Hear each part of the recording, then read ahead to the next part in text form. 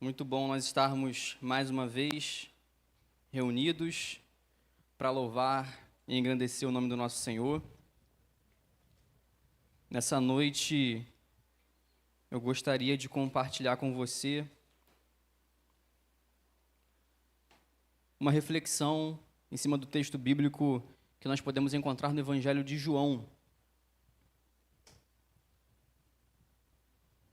Evangelho de João, capítulo de número 3.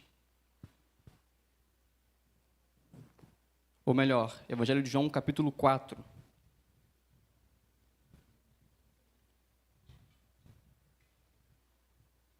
Evangelho de João, capítulo 4, nós estaremos lendo do versículo 3 ao versículo 14.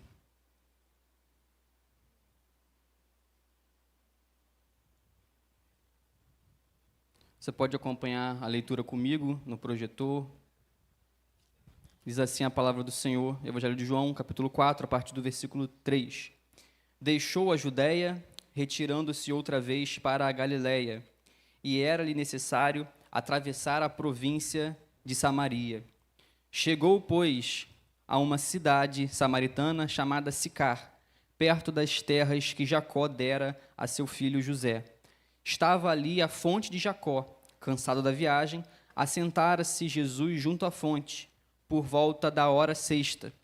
Nisto veio uma mulher samaritana tirar água. Disse-lhe Jesus: dá-me de beber, pois os seus discípulos tinham ido à cidade para comprar alimentos. Então lhe disse a mulher samaritana: como, sendo tu judeu, pedes de beber a mim, que sou mulher samaritana? Porque os judeus não se dão com os samaritanos.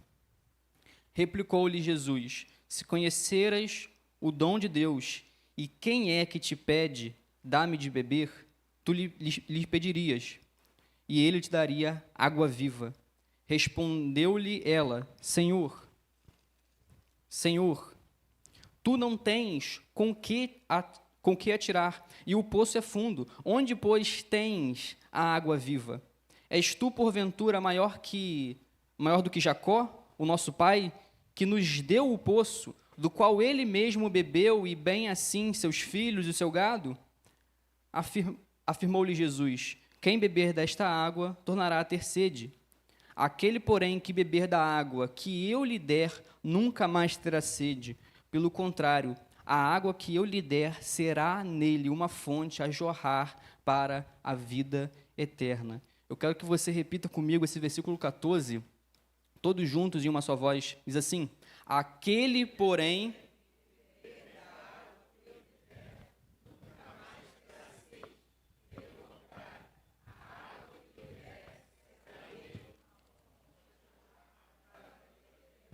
Amém. Queridos, faltam apenas 17 dias para o Ano Novo. Será ano de Copa do Mundo, ano de eleições, e aí eu queria te perguntar, depois da 90ª confraternização que você já participou esse mês, você já se preparou para esse ano que está por vir? Você já criou expectativas para esse ano de 2026?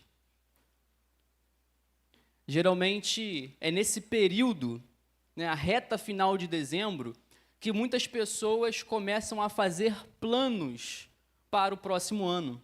Algumas pessoas estimulam metas, objetivos que elas querem alcançar no próximo ano. Isso porque o ano novo não é apenas uma mudança no calendário. Muito além disso, o ano novo é um símbolo. É um símbolo que representa novas oportunidades, novos começos, recomeços, oportunidade de nós colocarmos em prática algumas coisas que nós deveríamos ter colocado já há muito tempo. Então, chega no fim do ano e aí surgem as famosas promessas de ano novo. Quem aqui já fez uma promessa de ano novo? Alguém? Pouca gente? Acho que o pessoal está meio tímido aí. Alguns falam assim, esse ano eu vou entrar na academia. Eu vou ficar de janeiro a dezembro, sem falta. Algumas pessoas falam assim, ó, esse ano eu vou caminhar todos os dias. Tem as pessoas que fazem essas promessas, né, pastor Jonas?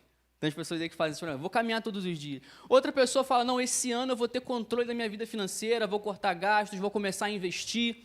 Esse ano eu vou fazer aquele curso para poder me aperfeiçoar na minha profissão. Esse ano eu vou aprender inglês, vou estudar para concurso, por aí vai. Mas a verdade mesmo é que a maioria dos planos que nós traçamos para o ano novo, nós abandonamos até o carnaval. Ou não muito depois do carnaval, a gente já está esquecendo daquelas promessas.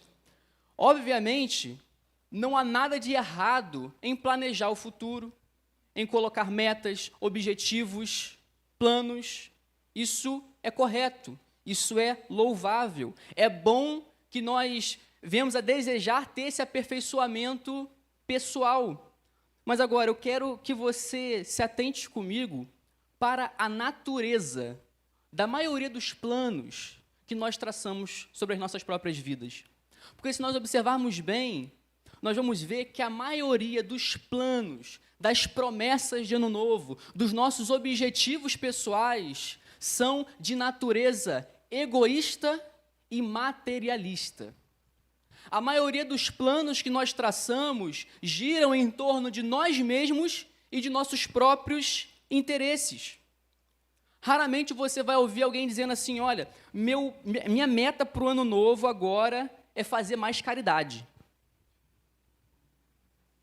A minha meta para o ano novo é fazer mais favores aos outros.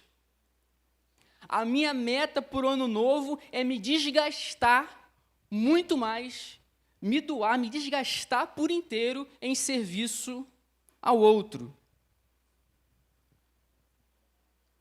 A maioria dos nossos planos, dos nossos desejos, objetivos, costumam estar mais ligados a nós mesmos e às coisas desse mundo.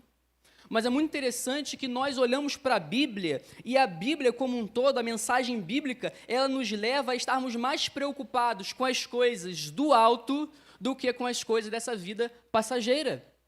Em Colossenses, capítulo 3, versículo 2, o apóstolo Paulo vai dizer, pensai nas coisas que são de cima, e não nas coisas que são da terra. A Bíblia ela está apontando o tempo todo para os céus como a nossa morada final e não para a terra. Ela está apontando não para o reino dos homens, mas para o reino de Deus.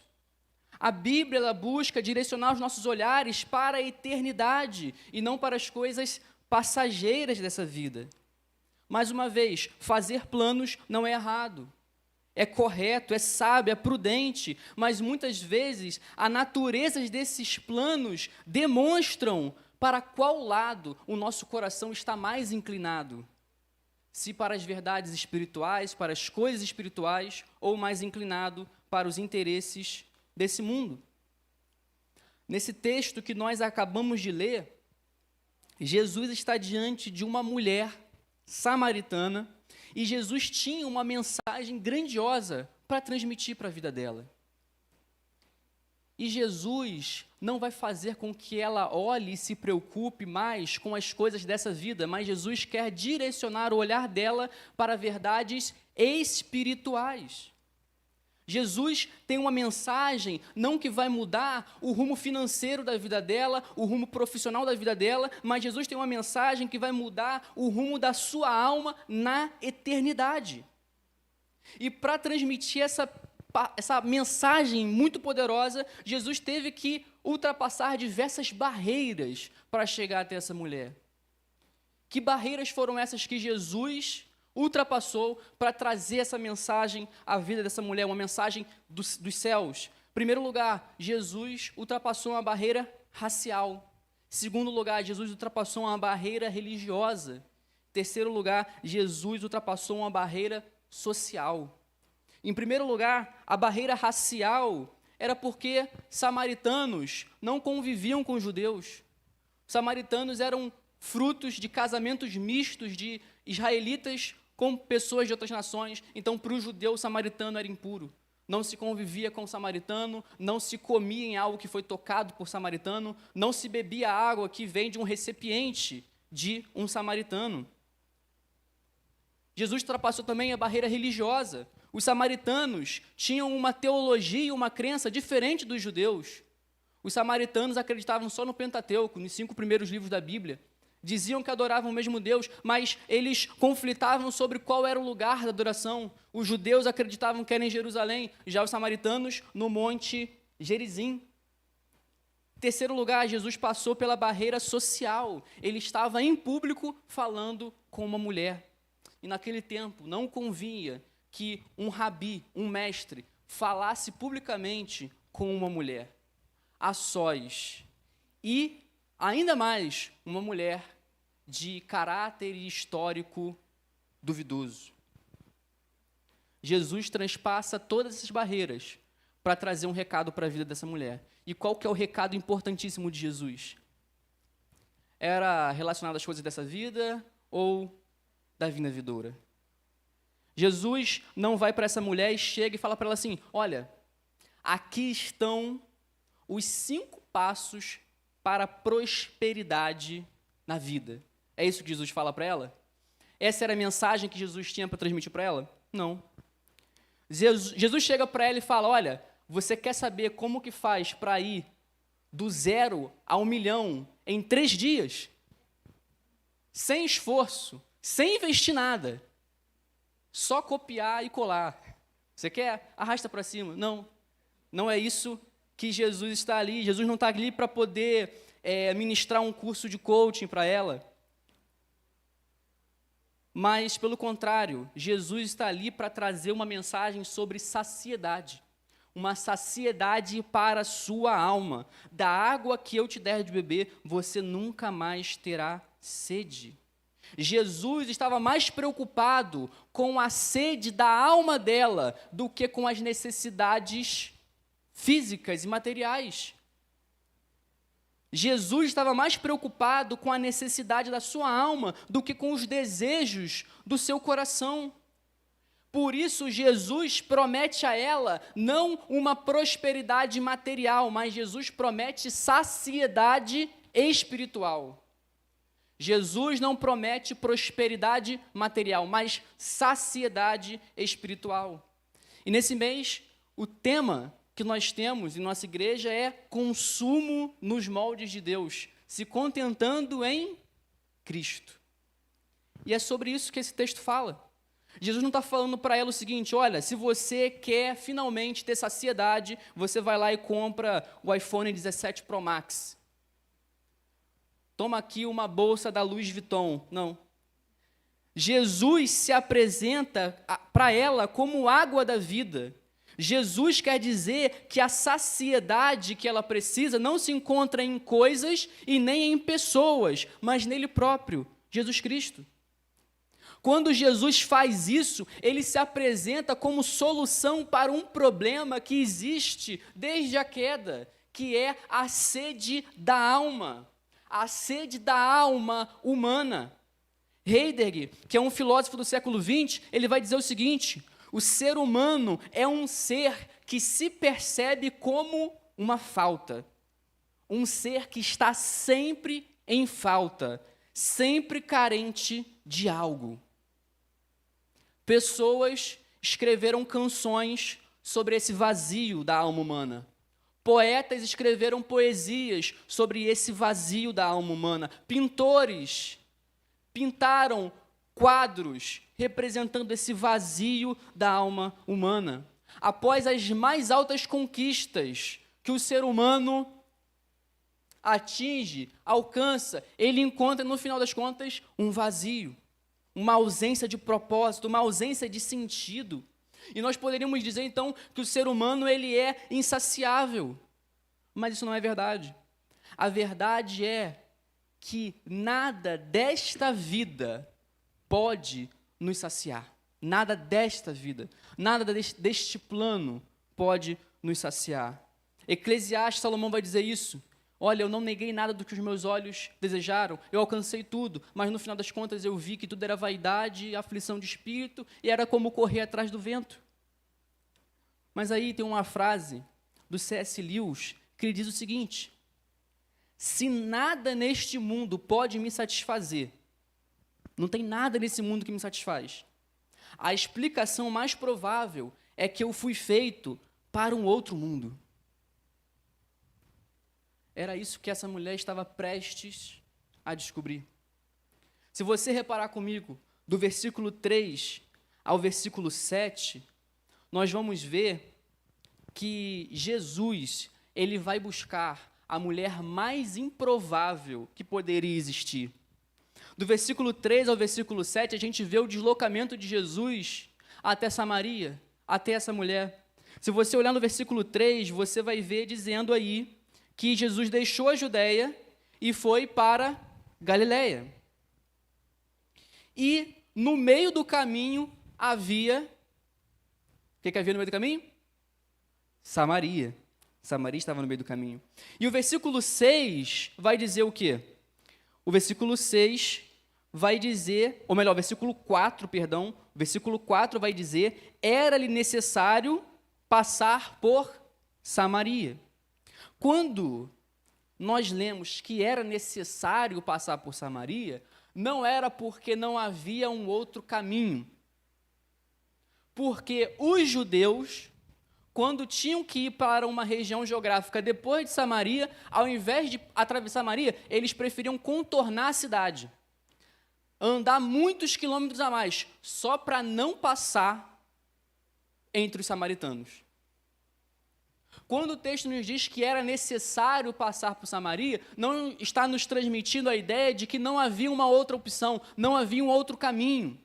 Havia, mas Jesus escolheu voluntariamente passar por aquela terra que era tida como a terra dos pecadores, dos impuros e dos imorais. Jesus passa por Samaria porque ele tinha um encontro marcado com aquela mulher junto ao poço. Jesus escolhe passar por esse lugar. Ele saiu de onde? Ele saiu da Judéia. Ele poderia escolher ficar entre os religiosos, os fariseus, os mestres da lei. Jesus poderia ter escolhido assentar-se à mesa com os rabinos, os mestres, discutir as escrituras, mas ele prefere sair de lá e se encontrar com uma mulher de caráter e histórico duvidoso. Era uma mulher que tinha uma teologia errada, era uma mulher que não estava buscando a Deus, era uma mulher que era excluída da sua própria comunidade. O texto vai nos dizer que esta mulher estava indo buscar água no poço à hora sexta. É o versículo 6 que vai nos dizer isso, por volta da hora sexta. E aqui corresponde ao horário de meio-dia, o horário em que o sol está mais quente. E se você pode buscar água no poço, e você pode escolher o horário, se você vai no fim da tarde, se você vai de manhã, você escolheria o horário que o sol está mais quente para ir buscar água? Não. O fato dessa mulher ir buscar água ao poço, meio-dia, quando o sol está estalando, é porque ela era uma mulher excluída da sua própria comunidade. Ela não podia ser vista, ou ela não queria ser vista pelos outros. É como se, dentre os pecadores, ela fosse a pior pecadora. E é de se admirar que é justamente esta mulher que Jesus está indo encontrar. Jesus vai em busca da mulher mais improvável. Ele vai em busca do ser humano mais improvável. É o que nós vemos do versículo 3 ao versículo 7. E aí, você pode pensar que a sua vida é muito diferente da desta mulher. Mas, na verdade, nós podemos olhar para esse texto e nos vermos na história dessa mulher.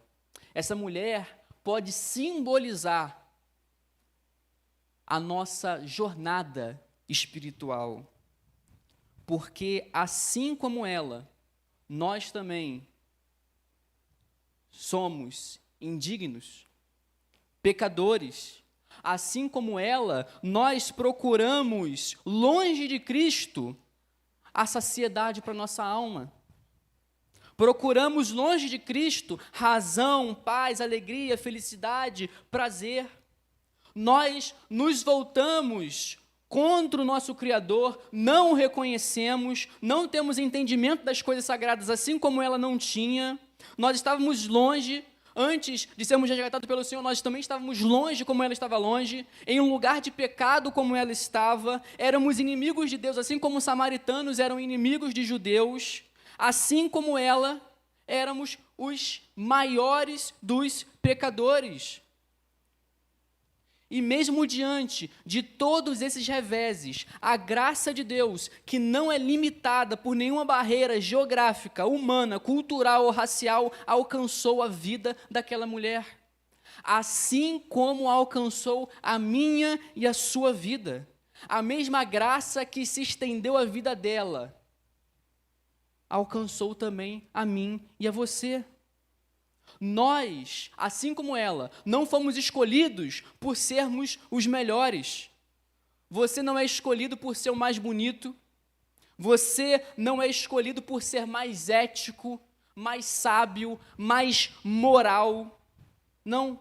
Você é escolhido apesar de ser mau, apesar de ser o pior dos pecadores. E o Evangelho de Cristo tem um presente para dar para aquele que se considera o pior dos pecadores. Nossa história parece com a história dessa mulher. Agora, dos versículos 7 ao versículo 14, nós vemos que Jesus tem um diálogo com ela.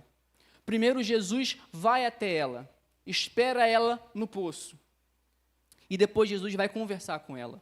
E nessa conversa, Jesus vai se revelar a ela, vai mostrar quem ele é. Veja a bondade de Jesus. Jesus não apenas vai ao encontro daquela mulher e dá a ela uma oportunidade de talvez ela perceber quem ele era.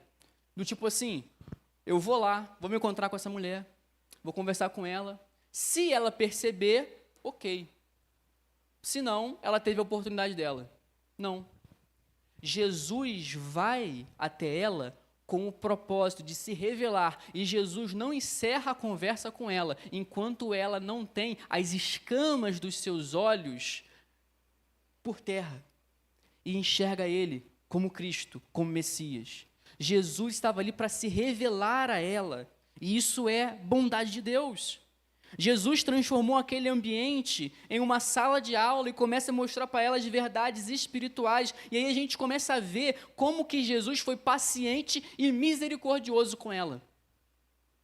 Não sei se você reparou isso, mas Jesus, nesse diálogo, ele é paciente e misericordioso. Por quê? Porque o primeiro comentário dessa mulher para Jesus é no sentido de repreender ele, de censurar ele. William Hendricks vai dizer que há dois métodos de você penetrar o coração de alguém. Primeiro é fazendo-lhe um favor, o segundo é pedindo um favor. E ele vai dizer que Jesus estava entrando no coração dela, pedindo a ela um favor, dá-me água para beber. E aí tem a resposta dela. A resposta dela não é, pronto, está aqui a água.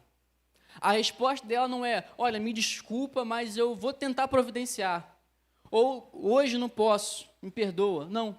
A resposta dela é uma indagação. A resposta dela parece ser mais ríspida do que branda. Porque ela vai dizer, como tu, sendo judeu, pede água para mim, uma mulher samaritana. É como se ela dissesse a Jesus, você perdeu a noção? Você não é judeu? Você não está vendo que eu sou samaritana? Como que você está pedindo água para mim? Você se esqueceu dos costumes do seu próprio povo? O que você está fazendo? A pergunta que ela nos faz nos mostra ou que ela está muito indignada por Jesus estar fazendo isso, ou ela está muito maravilhada. Ou as duas coisas. Mas, de qualquer forma, ela está surpresa. Ela é surpreendida pelo pedido de Jesus. E aí Jesus responde ela, com paciência, como alguém que está diante de um cego, que pega pelas mãos e vai fazendo ela tatear. para ela enxergar. Jesus responde: se você soubesse quem te pede água, se você conhecesse o dom de Deus e quem te pede água, você é quem me pediria água. E eu te daria água, não uma água qualquer, não uma água que você bebe e volta a ter sede, mas te daria uma água que traria saciedade para toda a vida. É como se Jesus estivesse dizendo o seguinte: se você soubesse quem te pede, ou seja, você não está vendo quem eu sou. Você está aí pensando que eu sou só um viajante judeu. Você está aí pensando que eu sou alguém qualquer. Mas eu sou mais do que os seus olhos estão vendo. Eu sou mais do que a sua mente está imaginando. Eu tenho uma água e eu sou a própria fonte dessa água que não mais dá sede. E qual que é a resposta dessa mulher? Quando ela responde Jesus novamente, nos versículos 11 e 12, ela tenta desqualificar e diminuir Jesus. Já reparou isso? No versículo 11 ela vai dizer: respondeu-lhe ela: Senhor, tu não tens com que atirar, e o poço é fundo. Onde, pois, tens a água viva? Em primeiro lugar, ela fala: olha só, você não consegue tirar água desse poço. Você não tem as ferramentas. Cadê o seu balde? Cadê a sua corda? Não tem como. Então, desqualificou Jesus. E aí, para completar, ela vai dizer: quem você pensa que você é? Porventura, você é maior do que o nosso pai Jacó que nos trouxe, que fez esse poço aqui para a gente? Quem você pensa que é? Um judeu chega aqui na terra de Samaria e vem me dizer que tem uma água melhor do que a que Jacó deixou para nós. Quem que você está pensando que você é? Ela desqualifica e diminui Jesus, dizendo: não, maior que Jacó você não é, você é menor que ele. Ela está diminuindo Jesus. Quantas vezes nós não fazemos exatamente o que essa mulher está fazendo? Desqualificamos e diminuímos o Senhor das nossas vidas com as nossas próprias atitudes. Quando a nossa preocupação é maior do que a nossa fé, quando a nossa ansiedade é maior do que a nossa confiança, nós estamos dizendo para o Senhor que Ele não é capaz de resolver a situação. Nós estamos dizendo para Ele que o poço que nós estamos vivendo é muito profundo e que Ele não é capaz de nos ajudar. Quando nós procuramos saciar a nossa alma em qualquer coisa dessa vida, fora de Deus, nós estamos dizendo: Jesus, você não é tudo o que você diz ser para mim. Essa água que você promete não é tão boa. Essa água que o Senhor prometeu, ela não sacia tanto quanto o Senhor está dizendo. E assim nós diminuímos o Senhor. Mas, como falamos aqui, Jesus está sendo com essa mulher misericordioso e compassivo. E mesmo diante dessas perguntas, Jesus vai tomar essa mulher pela mão e vai continuar se revelando para ela, mostrando quem Ele é. Jesus agiu com essa mulher com paciência, assim como Ele age conosco. Quanta paciência Deus não tem que ter com a sua vida e com a minha vida. A resposta de Jesus no versículo 12 é: eu sou maior do que Jacó. Você está perguntando se sou maior do que Jacó? Sim, eu sou maior do que Jacó. Versículo 13, melhor dizendo, Jesus falou: afirmou-lhe Jesus: quem beber desta água tornará a ter sede. Aquele, porém, que beber da água que eu lhe der, nunca mais terá sede. Jesus está falando: eu sou maior do que Jacó. Essa água de Jacó aí, o pessoal bebe e volta a ter sede. Agora, eu sou uma fonte que você vai beber e você vai se saciar completamente. Jesus está falando: eu sou o único que pode saciar a sua sede espiritual. Jesus não está falando: eu sou uma das fontes, eu sou um dos caminhos, eu sou uma das verdades. Não, Jesus se apresenta como o único. E isso nós podemos ver em todos os evangelhos. Não há salvação fora de Cristo. Ele se apresenta como o único que é o pão da vida, o único que é a água da vida, o único que pode nos salvar e nos perdoar, nos redimir e nos conectar novamente com o Pai. Não existe nenhuma outra entidade, nenhum outro ser espiritual que possa nos conectar novamente com Deus. E Jesus, ele é categórico nisso, ele afirma: eu sou o único caminho, a verdade e a vida. Jesus está afirmando para ela que Ele próprio é o Deus encarnado, o Messias, o Cristo, só que ela ainda não entendeu. Até esse versículo 14, ela ainda não entendeu. E aí o diálogo com Jesus continua, e aí ela compreende que Jesus era um profeta. Por quê? Porque Jesus revela a vida dela. Que ela teve tantos maridos, o que estava com ela agora não era o marido dela, e ela fala: vejo que tu és profeta. Só que, por fim, no versículo 26, quando ela fala do Cristo, do Messias, aí Jesus fala para ela: o Messias, o Cristo, de quem você está falando, sou eu que falo contigo. Hernandes Dias Lopes vai dizer que o esclarecimento de quem Jesus era para essa mulher foi progressivo. Primeiro ela pensou que ele era um viajante judeu, depois pensou que ele era um profeta, e por fim viu que ele era o Messias. Jesus não terminou a conversa enquanto ela não entendeu quem ele era. Jesus teve paciência para ensinar ela. Nós nos parecemos com ela por esse motivo.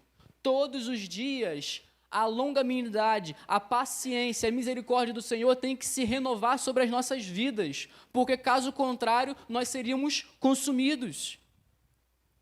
Quanta paciência Deus não tem que ter para me aturar e para te aturar.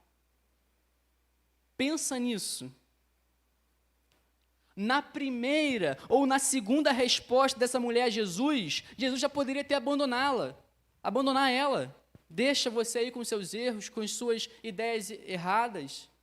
Assim também Jesus poderia ter feito conosco em nossos primeiros erros, em nossos segundos erros, no nosso 90º erro. Ele poderia ter nos abandonado, mas o que ele faz? Ele não encerra a conversa conosco, enquanto nós não chegarmos à compreensão clara do quanto Ele é paciente, misericordioso e bondoso. Ele nos pega pelas mãos e ainda hoje continua se revelando a nós como Deus de graça, bondade e misericórdia. Quantas vezes Deus já teve que usar da paciência dele contigo? Você consegue enumerar quantas vezes? Não conseguimos. Quantas vezes o Senhor já te perdoou? Quantas vezes o Senhor já perdoou um mesmo pecado? Quantas vezes Ele não lançou os seus pecados no mar do esquecimento? Esse mar está gigantesco, é um oceano. Você consegue mensurar a paciência do Senhor em te dar diversos livramentos? Quando você mesmo desobedece, quando você pega caminhos errados, quando você pega atalhos, quantos livramentos o Senhor já não te deu? A paciência, a longanimidade do Senhor está sobre as nossas vidas. E isso é motivo de nós rendermos graça e louvor ao nome do Senhor. Olha a paciência de Deus com Abraão, o pai da fé. Ele duvidou da promessa, Deus teve misericórdia dele. Olha a paciência de Deus com Davi, o homem escolhido segundo o propósito de Deus para governar, e ali ele cometeu diversos erros.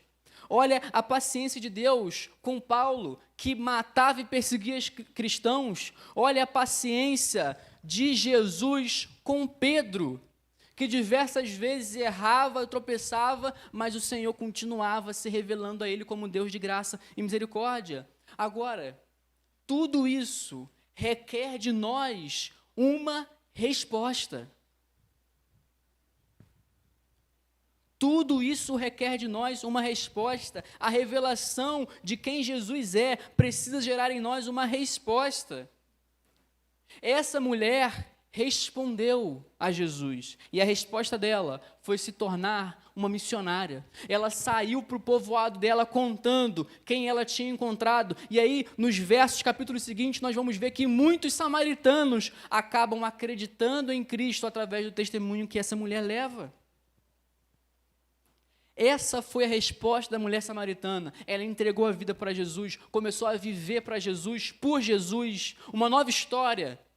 E agora a pergunta é, qual que é a sua resposta?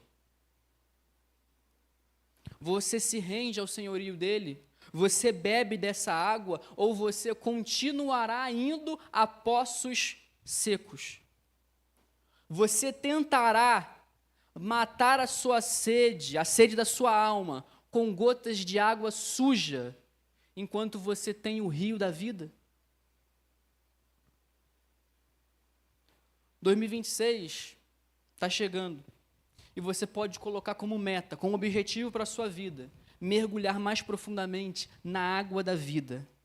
Ao invés de cavar poços, cisternas que trazem água que não sacia, você pode colocar como meta, como objetivo, muito antes da sua vida profissional, da sua vida financeira, da sua própria saúde física, que é muito importante, mas você coloca a sua vida diante de Deus como meta, como objetivo principal.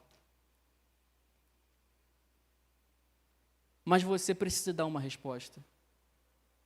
A graça de Deus revelada a nós exige uma resposta. E aí tem um ditado, já encerrando, tem um ditado que diz, paciência tem limite.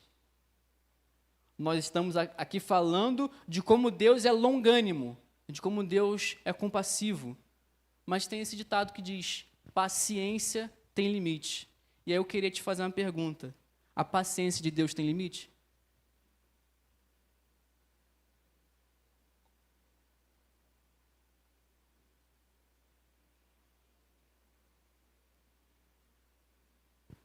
A paciência de Deus não tem um limite no sentido de que ele foi incapaz de se manter no controle. Olha, ele estava sendo paciente aqui, mas ele perdeu a paciência, como algo que escapou pelas suas mãos, como alguém que não tem domínio próprio. Nesse sentido, não. Deus, sendo plenamente bom e plenamente justo, sabe o quão paciente tem que ser com cada um de nós. Mas ele também sabe que quando essa paciência não gera uma resposta, vem a sua devida justiça.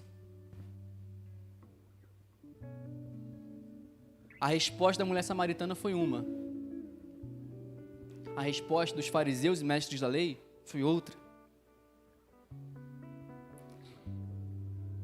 Eu não quero a justiça de Deus sobre a minha vida, em certo sentido, porque se for assim, amanhã eu estou no inferno. Eu quero a graça de Deus sobre a minha vida. E se eu quero essa graça de Deus sobre a minha vida, eu tenho que responder ela hoje. Eu tenho que responder ela agora. Porque a maior loucura que nós podemos fazer em nossas vidas é termos encontrado água potável e ainda assim continuarmos correndo atrás de água suja. Que não seja essa a sua história, mas que a sua história possa continuar sendo como a da mulher samaritana, que largou tudo e foi seguir a Jesus. Dê essa resposta. A graça de Deus derramada em nossas vidas não nos traz uma liberdade para vivermos do jeito que nós queremos. Muito pelo contrário, a graça de Deus derramada sobre as nossas vidas nos traz um constrangimento a tal ponto que nós não queremos ir para outro lugar, senão para os pés de Cristo. Que essa seja a sua resposta nessa noite, em nome de Jesus. Vamos orar? Senhor meu Deus, nós queremos te agradecer por tua palavra. Te agradecemos, Senhor, porque conseguimos ver nas tuas sagradas escrituras o quanto tu és bom, o quanto tu és maravilhoso, o quanto